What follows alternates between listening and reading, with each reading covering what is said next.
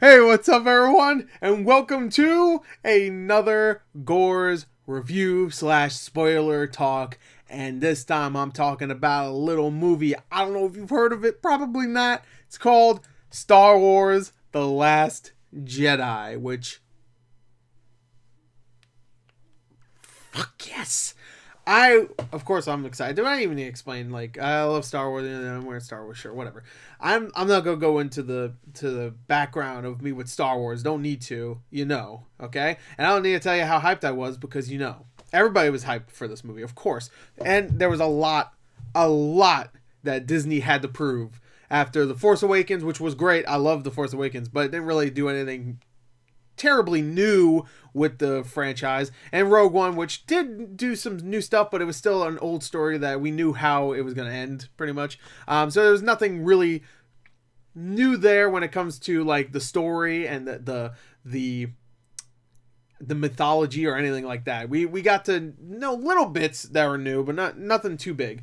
This movie, they had a lot to really live up to, because this one they promised was going to be something way bigger, way more expansive for the universe, and they nailed it. Rian Johnson is one of my favorite directors at this point. I loved Brick. I thought Brick was great. I really like Brothers Bloom, even though I thought that was definitely a stumble compared to Brick. And then Looper came out, and I love that movie. So he's one of my favorite directors now, because he took this, you could tell it's him, you could tell it's his directorial style, and he knocked it out of the park. Now, I want to say one thing before I start here. We'll be doing a spoiler discussion tomorrow, me and a few people that I know. We're going to be doing a spoiler discussion, and it's going to be way bigger than this. This I'm going to try to get through a little bit quick, just tell you my first overall impressions. I'm going to see it again tomorrow, and then after the second time I'm going to do spoiler discussions with some friends. So just telling you right here, I'm still going to talk about the movie. I'm just going to give you my first impressions and then talk about certain scenes I want to talk about. Then we'll go into more detail tomorrow. So if you haven't seen the movie, of course I'm going to get into spoilers, but for now I'm telling you right here, I loved it. I thought it was great. There are a couple of problems. There are a couple problems, but besides that, it is a movie you need to see. You're gonna see it. Let's be honest, you are. And if you're not, you're lying. And if you really aren't going to, what the fuck is wrong with you, man? Just because it's popular? Is that the reason? Or maybe you just don't like Star Wars? I guess that's fine if you don't like Star Wars. But you gotta see it, man. It's really good.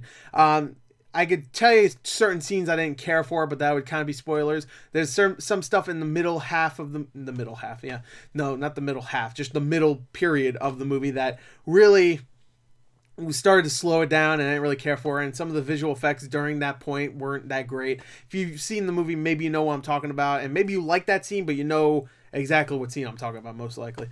But besides that, like, I can't think of anything else. The direction, the acting, the visuals, the story, the tone of the whole thing. It's very dark, but still has a lot of humor there to balance it all out. This movie is a lot about balance, and it really, in the story and the concept, all that stuff, and it just fits really well. It's great. And even the little teases for the next episode, the final one of this trilogy, just the little teases where it could go, is just makes me like salivate. I just can't wait. I'm so excited for that next one, and it's going to be a long 2 years. But to be honest, that last 2 years for The Force Awakens, between this and The Force Awakens, was pretty short. Like, it feels like Rogue One just came out yesterday. So, and it feels like Rogue One came out last week. I mean, Rogue One, I'm sorry. Force Awakens came out last week. So that time is going to blow by quick, which actually kind of scares me, only because one day I'm going to be dead. And you know what? As long as I get my Star Wars, it's fine with me. This movie was incredible. I have some complaints. Maybe it's a little too long. Maybe they could have shaved out about 10 minutes of the movie. But besides that, really, there's nothing else I can think of that really bothered me about this movie. It is emotional. I teared up about 5 times in this movie. I'm not fucking around. I really did. And if you are a huge fan ever since the first movie, the real first movie, not episode 1 I'm talking about episode 4, even though it wasn't called that back then. It was just called Star Wars back then. Just Star Wars. Then you're gonna love this, and it's gonna really leave you satisfied emotionally and visually and enjoyment wise, and just everything, just every emotion you can think of. Will there be some people that are disappointed? Sure, I guess. Maybe they don't like the way things are going and certain relationships and certain characters, what their decisions are. But you know what? It's definitely not. It's not something I could see anybody ever saying was a mistake. You know, maybe they'll think it's a mistake at this point right now, but they won't say it's a mistake like having Anakin be a little bitch throughout the entire trilogy or whatever. You know, maybe it's a mistake because they would do this instead. This relationship will be like this for me. Like they'll like each other, or these characters will love each other or whatever. No one will say like that was a mistake because it was just bad. You know, I don't think so, at least. But unless they fuck it up in the next movie. But overall, I loved it. I really did. This is a first impressions though, so who knows? Again, this is first impressions. I should call it first impressions, really. But Star Wars: The Last Jedi made me happy. It made me real happy. It made me tear up. I could tell you exact scenes, but I'll do that for the spoiler side of this. And I really did love it. Like at this point, I can't really give it a score because for a movie like this, I was so hyped for it. Next time I watch it, I'm going to be a little bit more critical. But right now, if I had to give it a score from my scoring system, which, as you can tell up here, is from a 0 to a 40, I'm a 40 out of a 40, baby. This movie's not quite that because I did have some problems with the middle. And really, if that was just shaved down a little bit, then I think it would be a 40 out of 40 at this point. But I'm going to give it a 37 out of a 40. I fucking loved it. It really is an exceptional new part of this trilogy, an exceptional middle. Yeah, I mean, Empire Strikes Back has a run for its money. We'll see, but it's the best one since then. Like I could say that just as a movie itself, not because I was hyped for it and whatnot. I'm sure I said the same thing for Force Awakens, but here I'm telling you right now, I think it's better than Force Awakens just from my first viewing. And I think it's a better movie than Return of the Jedi, and even maybe A New Hope. We'll see. I have to think about it. But the original Star Wars always holds a place in my heart. But this movie has so many amazing parts to it. Now, let's get to the spoilers, okay? 7 minutes in, spoilers. All right, of course, we all know Luke Skywalker's back. You see him. Wait, I always screw that up. Right there, that's him right there. I was afraid they were going to do some dark side stuff with him because in the trailers, they even made him seem like a little bit more gruffer, meaner. And I'm glad they didn't. I mean, they hinted towards in The Force Awakens that he wasn't that. He was just he trained Kylo Ren and Kylo Ren went dark side or something. But I even heard ahead of time, and I wish I didn't hear this, but I heard there was a lot of twists and turns in this movie. So I really thought like, okay, maybe that would be a twist. Like, oh, he actually is full dark side and he's just like manipulating Rey or something like that. But they didn't do that, at least in this movie. Again, I'm in full spoiler mode. One of the times I teared up, this whole movie it's called The Last Jedi, and you think it really refers to Luke. They even mentioned like, no, it refers to Luke before. They actually talked about that in the past. But really, it refers to Rey. This whole movie is about, is Rey going to be, is she going to be seduced? And there's hints that maybe she will be. She's not as strong as the others Jedi from the past that were seduced but didn't fall to the dark side like Luke. Because there's even hints in the beginning of the movie, like she just immediately got seduced immediately in the beginning of the film by something. She didn't turn to the dark side, but the dark side said, hey, come here, and she went immediately to it. So there's a part like that in the movie. If you see it, you know what I'm talking about. So there's hints towards that, but then at the end of the movie, it's pretty clear that she's not going to get turned to the dark side. Maybe she'll get seduced again, but I'll tell you right now, Snoke ain't going to be the one to seduce her. Maybe Kylo, but not Snoke. I'll talk about him in a second. Oh man, that was satisfying. Poor Andy Serkis. But I loved everything to do with Luke, and the one part that made me cry, almost cry, I teared up, is at the end when Luke finally shows up. Throughout the entire time, this entire movie, he's been a hermit. He's been on this island. He trains Rey a little bit, teaches her quickly about the ways of the Jedi and stuff. And then at the end of the movie, he shows up and actually helps Leia and the Resistance fight back in a way by distracting Kylo and all these other people, all these other First Order soldiers. So the Resistance can escape and live on another day. And he sacrifices himself in a way because he does fight all. He fights Kylo in a little battle, but he's actually not really there. He uses a Force Ghost, not Force Ghost, but he uses the Force to make it look like he was there. You can kind of tell because even when he shows up, he looks like much younger. His beard's not gray, and he has like shorter hair. And I'm like, did he dye his beard and hair? No, this is definitely like a Force thing. And yeah, he showed up, and that was a really good moment. And then after that moment where he helped the Resistance leave, he he disappears. You see him back on the island, and he's just watching the sun, and it's a beautiful moment. They play the freaking theme. Oh my god, and he just disappears, and it's such a touching, amazing moment that actually makes me really upset. Right after he disappeared, someone in the back of my theater started laughing. They didn't do like a full on laugh. They were like, and it was a couple of kids too. It wasn't just one person. I think it was a bunch of kids that thought that was supposed to be a funny moment. I don't fucking know. I don't know why, but they thought so, and that makes me really realize that these kids don't know shit about Star Wars. They watched the last movie, maybe in Rogue One, played the fucking video game, and they were like, "Oh, he disappeared. That's weird, duh." Yeah, it was a beautiful moment. It's a beautiful way for Luke to go out, just a way like his master did, Obi-Wan, sacrificing himself for the greater good. It was such a touching moment. And the ending, oh my god, the ending.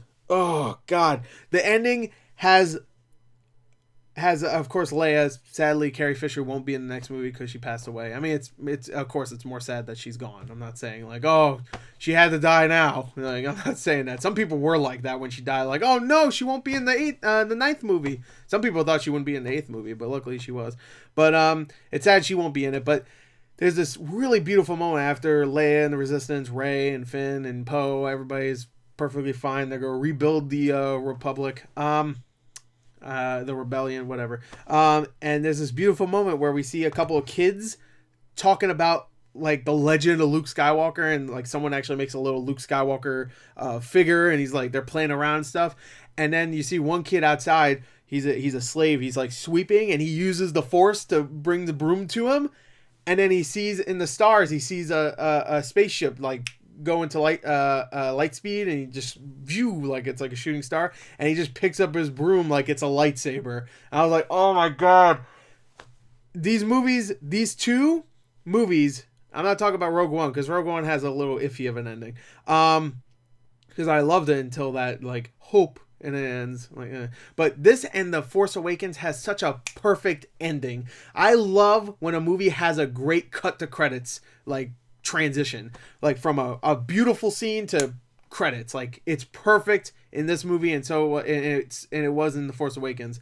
I also really dug the hell out of the beginning of this movie, where it shows like pretty much right after the end of The Force Awakens what happened after that. And it's actually pretty funny what happens. I won't spoil that just in case, but what happens with that when she's handing him the lightsaber is pretty funny, the aftermath. No one laughed in my theater, but I thought it was pretty funny. I know it wasn't supposed to be funny, but that part was just like, all right, I guess it was supposed to be kind of funny, but I guess most people didn't laugh because they've been waiting 2 years to see Luke, and then he does that shit. What's he gonna do with the lightsaber after he takes it from Rey?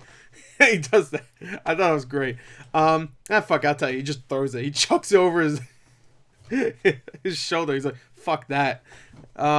Also, one thing I want to say is the Porgs aren't annoying in this. They're a natural part of the world. They're just there, really. And I thought they were natural. Like, there's a couple of scenes where they feel like they're forced in there, just like to put the camera on something really cute because a lot of serious shit is happening. But they're interwoven well enough, and they are adorable. I'm not gonna lie. Even when I saw them in that not the first trailer, but the second trailer, I was like, I mean, yay! But I hope they're not annoying. But so far, Disney has done a good job of making the little guys in these Star Wars movies, like the little cute guys, not annoying, you know? Not that there was any in Rogue One. Can't even think of one. I guess the K2SO robot could have been, but he was definitely not little. But like BB-8, everybody's like, oh no, BB-8 is going to be annoying, but I love BB-8. Also, BB-8 gets a bigger role in here, and he saves the day a couple of times. BB-8 is the main hero of this fucking series at this point. There's some other really good new characters, like Rose. Rose is Finn's like new partner and stuff, and maybe love interest in the future. And she's really good in this, and she's really likable.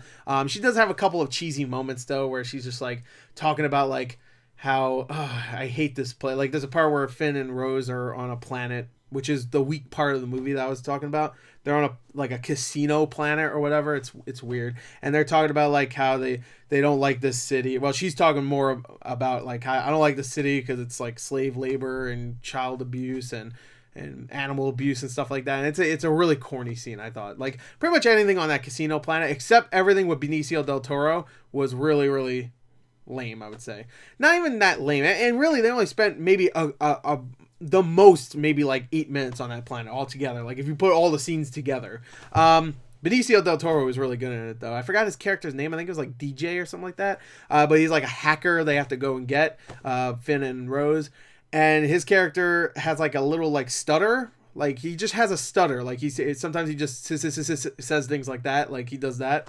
A stutter. Like I don't know why I had to explain it. But I thought that was really, really cool that they had just a little characterization for this character that's not really in the movie that much. He's a scoundrel. He's kind of he's a dickhead. Let's just be honest. Like, towards the end of the movie, I was just like, this character's kind of cool, but I know he's going to do something fucked up because he just seems like that kind of character, and he definitely does, and it gets a lot of people killed, and he's just like, whatever, that's just the way the world works, Finn, bye. And I was like, oh, wow. But he was good in the movie. I liked him. Who else? Poe is he's good. He's good in this movie. I think they use him way more in this, but he's more of he's a rebellious teenager, he feels like, in this movie, where he's just like, Leia's his mom in a way, not really, but that's how it comes off, and he's just like, nah, I did the right thing, Mom. There's a scene right in the beginning of the movie where he gets a lot of people killed, but he does take out a giant ship for the I was about to say the Empire, for the First Order. I mean, let's be honest, they're the Empire, but the First Order, and it goes away, and he makes it explode. Actually, he doesn't. He gets a lot of people killed, is what I'm trying to say. But they succeed in their mission. But he's good. Finn has probably the least amount to do in this movie. Like, he does have a couple moments. There's a couple of heroic moments. Like, he's about to sacrifice himself until Rose stops him from doing it, because it was pretty silly anyway. Because they get in anyway, and he's just sacrificing himself for no reason at that point. It's towards the end of the movie. Again, if you saw the movie, you know what I'm talking about. This is mainly for all the people that have seen the movie. I don't even know why I'm overly explaining scenes. But my favorite part, character-wise, in this entire movie is all of the Kylo Ren and Rey stuff. Rey and Kylo Ren, and I love the Luke stuff between Luke and Rey. You know what? Let's make it that triangle right there. Like, it even has like a kind of triangle shape going on right there between Rey, Kylo, and Luke. All that stuff is great, but Rey and Kylo have this, like, they have Force conversations where they're using the Force to talk to each other, and they're kind of like seeing each other through the Force, and Rey's talking to Kylo about, like, you're a traitor, you're a monster, why would you do this, yada yada. And then it like starts to shift. Like, at first Rey just hates him, he hates his guts, and then she sees like there's hope for this guy, he could change, and they have conversations, and the relationship between them two is really, really solid. Now, a lot of people are like, okay, are they gonna do that relationship thing in the next movie? Hopefully not, but I could also see them doing that because they gave Finn maybe a love interest for the next movie, and the way they end this movie puts Kylo as the main bad guy of the next movie. He is straight up the Snoke of this movie. Again, I'll talk about Snoke in a minute, but I could still see them doing that. Like, they bring him back to the light side, or maybe Rey starts feeling feelings for him or something like that. I don't want that to happen because I don't need it, really don't, but I could see it happening still. Yeah, so anyway, let's talk about Snoke. All right, Snoke was really cool in here. Andy Serkis got a lot to do this time, even though he was sitting in a throne the entire time. And he really only had 2 scenes. But those scenes were long and juicy just for Andy Serkis, and he did a great job. The first scene you see him, he's like kind of pompous, and he's just sitting in his throne. He's all messed up looking. They don't really explain who he is or what he is in this movie. He's just Snoke. He's Snokey. There's Snokey. And he's just sitting in his throne looking all badass and shit. And Kylo comes in, and he's just like, yo, man, you fucking failed me, bro. Get down on your knees. You better beg for me to not kill your ass. And actually, the first time you legit see him, General Hux, that asshole, Domhnall Gleeson's character, the one that overacts in every scene he's in, but I kind of love it. The first time you see him, he's manhandling this guy, and I thought that was really funny. But just because I don't like him, I really don't like Hux. I feel like he needs to die. He should have been like the Grand Moff Tarkin, where he dies in the first fucking movie, and that's it. Even though he's in Rogue One, so I guess he's in 2 movies, but whatever. Fuck it.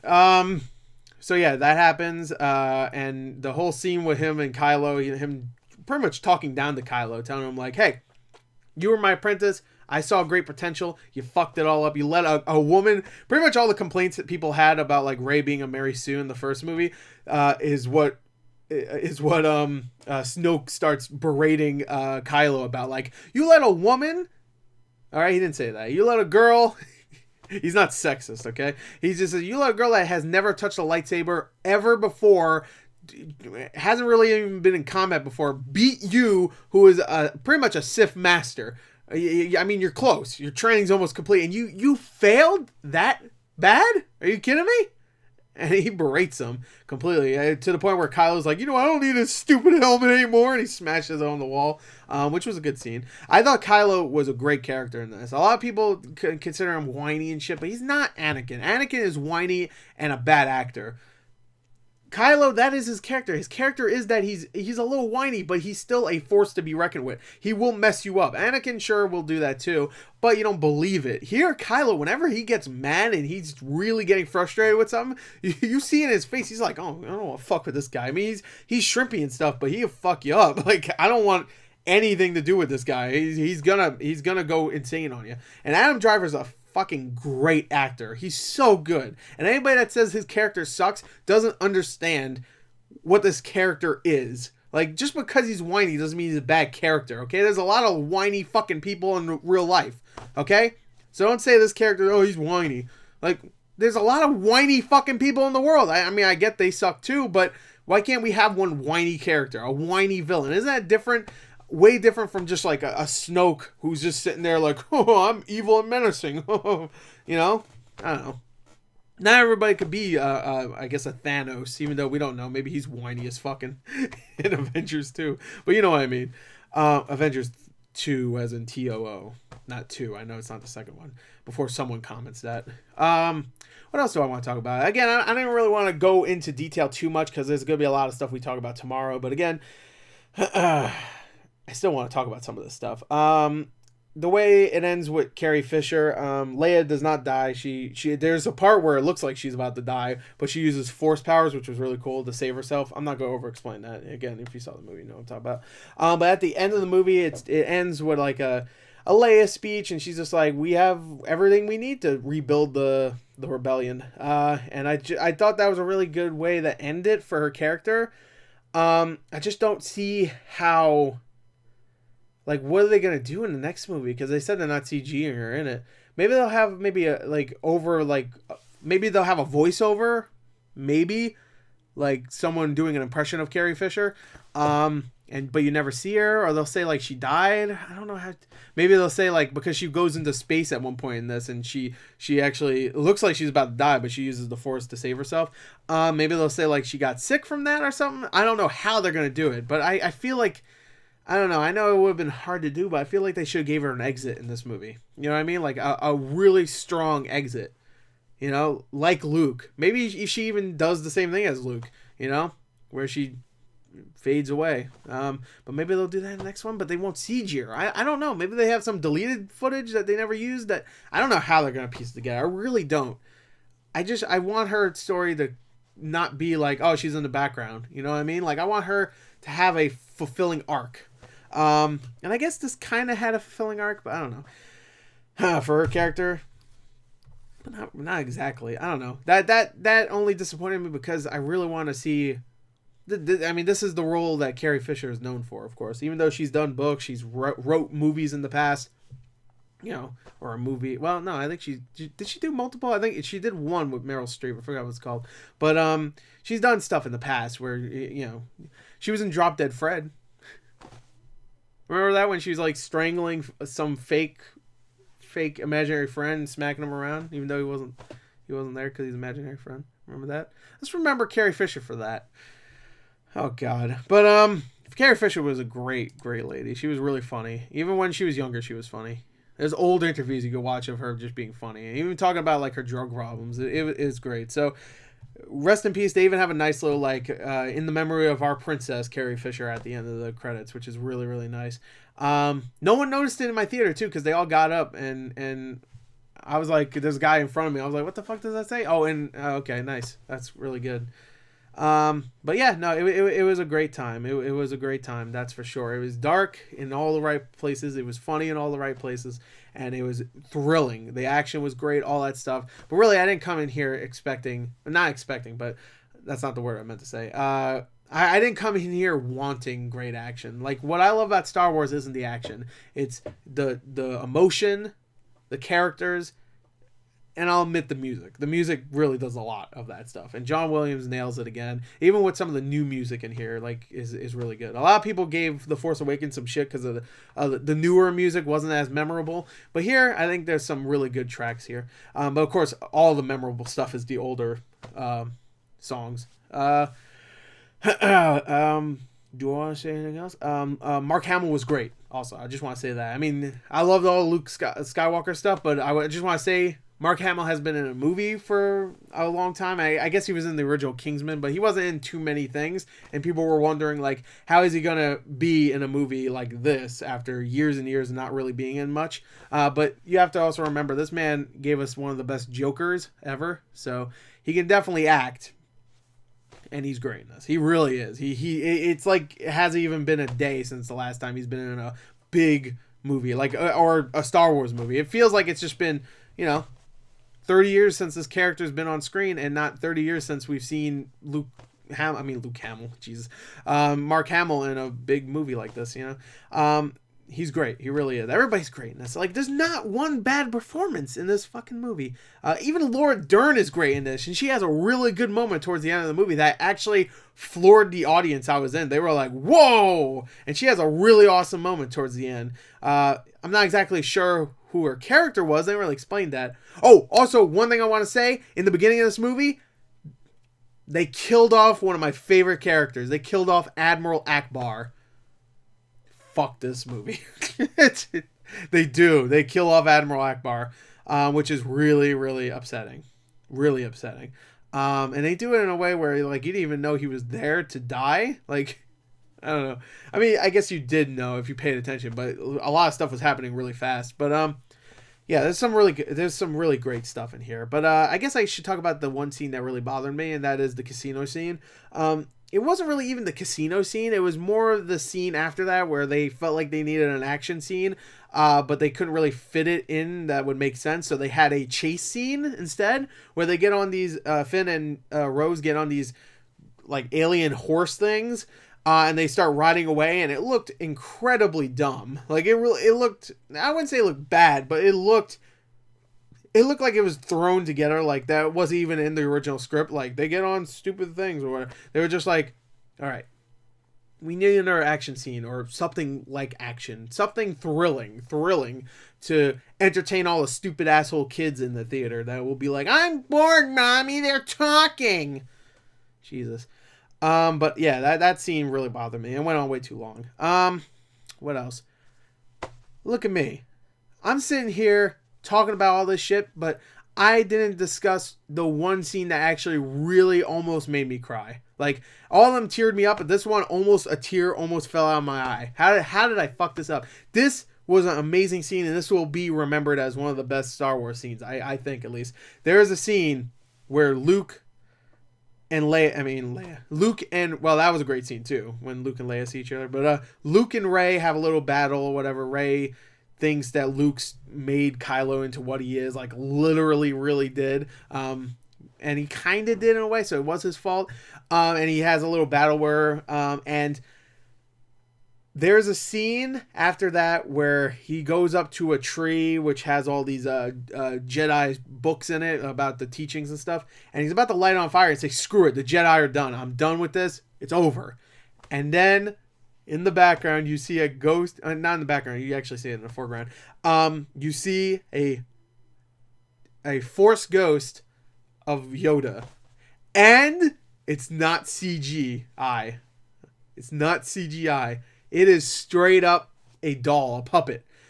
And I thought that was so fucking good. And then they have a great scene, just like in The Empire Strikes Back, where he's telling him about the Force, it's around us or whatever.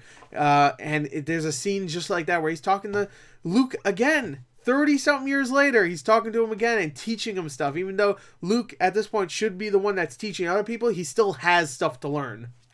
himself, and Yoda is telling him about the not about the Force, but about what it is to be a teacher and stuff. It was a beautiful scene. Oh my god, that's my favorite scene in the movie. I don't even know why I didn't talk about that first, really. Luke sacrificing himself was beautiful. It was a nice tied up little bow on the present that is Luke Skywalker. That's stupid. That's incredibly dumb. But you know what I mean. It's a nice little bow. It's a nice little cherry on top. There you go. Thank you me for remembering that fucking analogy. But yeah, that scene. Oh my god, when Yoda shows up, and I'm so happy it's not just, oh, Yoda's there, and it's like a cameo, like he just says, fucked up you have, or whatever. No, he actually lays down wisdom, and it feels like something that was not probably, but feels like something that could have been in like a Return of the Jedi, or even whatever, book that happened. Like, I'm sure there's been like 200 books that came out after Return of the Jedi that was like after, like it took place after Return of the Jedi. And it sounded like something that would come from someone that really loves Star Wars. Like, really, they're not just making this movie or writing this movie or whatever, or acting in this movie because they want to make money. They legit love Star Wars, and they open the mythology in ways that is just, I never thought Star Wars would. Like, they explain the Force way more in this. They talk about, or they show you the different abilities that the Force can do. They also never have a battle where they're just using the Force to fight and stuff. There's actually, I don't think, any battle where they really use the Force to fight. They use the Force to save people. They use the Force to communicate. But I don't think there's any real scene. I could be wrong. There's a couple scenes where they use the Force to get a lightsaber. But after that, they're just using the lightsaber and using their own skills.